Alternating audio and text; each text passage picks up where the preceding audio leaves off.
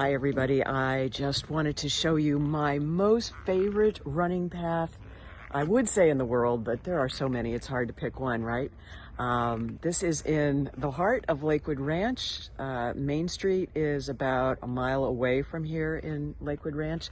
You would never expect that this kind of a running path would exist here, but it does. And you may have seen these guys go by me in the orange jackets. When I came down here, I said, are you looking for gators or what? Because you really do feel in this area like you are on the path or on the movie set of Tarzan or some other jungle related movie. But it is just incredible down here. And what they told me is that they were actually getting ready to tomorrow to pressure wash the sidewalks here. I mean, because like that's what they do.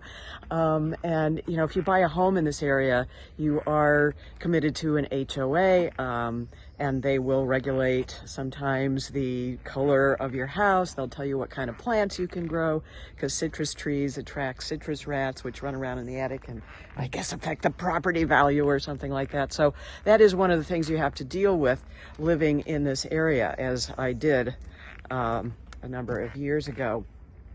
But the foliage here is just incredible, and I'm going to take you along where I actually have done mini runs and have trained for the National Senior Games in this area. So it's full of all kinds of different vegetation. You've got Spanish moss growing everywhere, but you also have a lot of native palms, the low-lying palmettos. Some of us refer to them as weeds, but left to its own devices, Florida will grow palmettos lots of places. And we have this tree.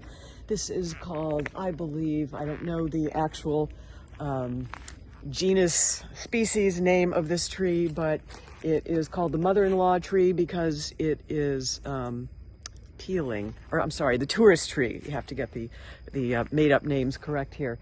There is a mother-in-law plant, I think, because, well, I'm not even going to go there. But they come up with these wild and crazy names. But this tree is the tourist tree because it's cracked and peeling. That's how I remember it. But as you walk around, just looking at the trunks of the trees, you can see all different kinds of formations and growth. And it's just, you know, if you're running, you have to kind of focus on the running. Now, at this point, you can go two different places. You can go off that way. That will take you down this path to a very large park here that has a lot, well, used to have a lot of festivals when we were getting together for those kinds of things. And then behind me here, this is the actual path where I'm going to take you on my run, because I do have to get my run in today. And you might hear my watch saying, continue workout, or it likes to talk to me. But this is, and I hope you can see this behind me, just such an incredible path.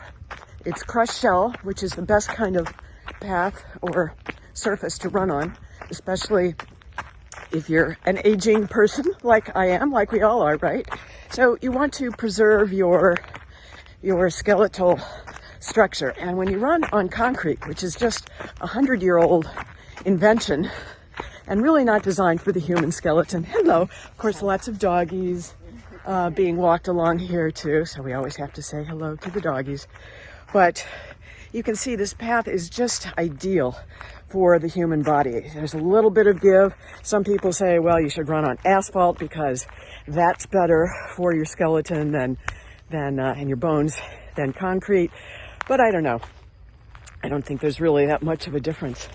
But there's just all kinds of twists and turns in this trail, and I just love it. So let's keep running. The other thing that there's plenty of here are roots, and you do have to keep an eye out for that. But when you walk into this area, it's like you're in a tropical rainforest. And it feels like it's 5 or 10 degrees cooler.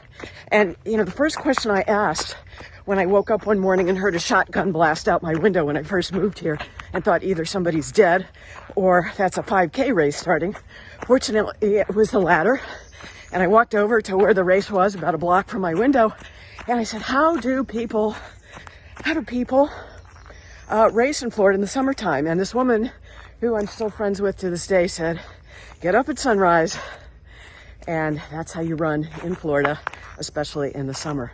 But just take a look, because there are so many different vistas, different ways of seeing things here. Every time I run, I see something different, and there's just so much to look at. I love it. But I wanted to show you the front view that I've got, and you'll see it coming around the back.